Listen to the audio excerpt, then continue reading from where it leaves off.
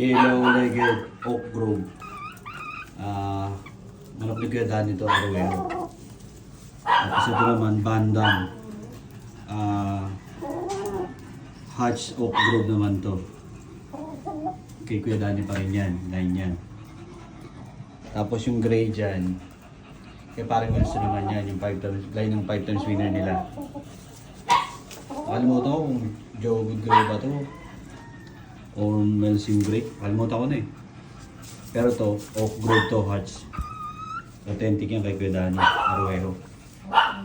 DSA. Pati ito, itong breed ko na to. Nabalda to, na kay parang Rolly ito piniram sa akin. Rolando Alcantara, aka Baguio.